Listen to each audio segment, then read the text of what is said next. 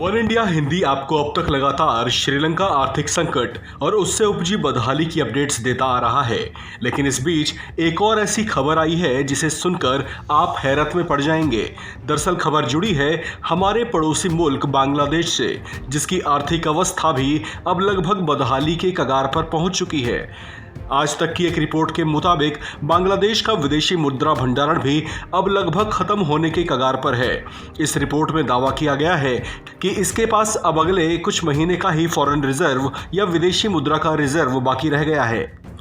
बताया जा रहा है कि अंतर्राष्ट्रीय बाजार में जरूरी चीजों के दाम में भारी इजाफा हो जाने, कच्चे माल और ईंधन आदि के दामों में बढ़ोतरी के साथ साथ माल ढुलाई महंगी हो जाने का दुष्प्रभाव सीधे बांग्लादेश की आर्थिक स्थिति पर पड़ा है।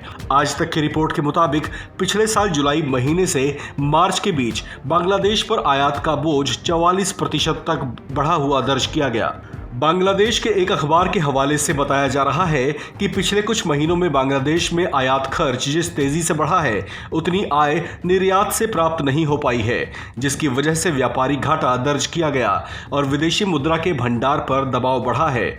बांग्लादेश में इन हालात के बीच एक बड़ा दावा ये किया जा रहा है कि बांग्लादेश के पास विदेशी मुद्रा का भंडार उतना ही बचा है जितने में वो अगले 5 महीने ही और आयात का खर्च उठा पाएगा। लिहाजा ऐसा माना जा रहा है कि अगर इस बीच अंतर्राष्ट्रीय बाजारों में कीमतें और बढ़ती हैं तो बांग्लादेश का विदेशी मुद्रा भंडार उससे पहले भी खत्म हो सकता है।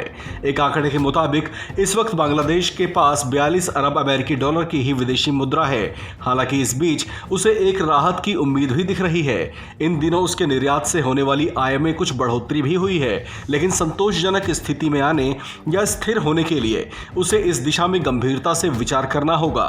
आपको बता दें कि बांग्लादेश ने भी श्रीलंका की ही तरह चीन से कर्ज लिया हुआ है, जिसे चुकाने का दबाव भी उस पर बढ़ता जा रहा है।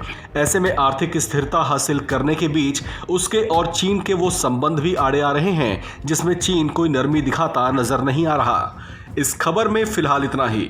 बाकी खबरों के लिए बने रहिए वन इंडिया हिंदी के साथ।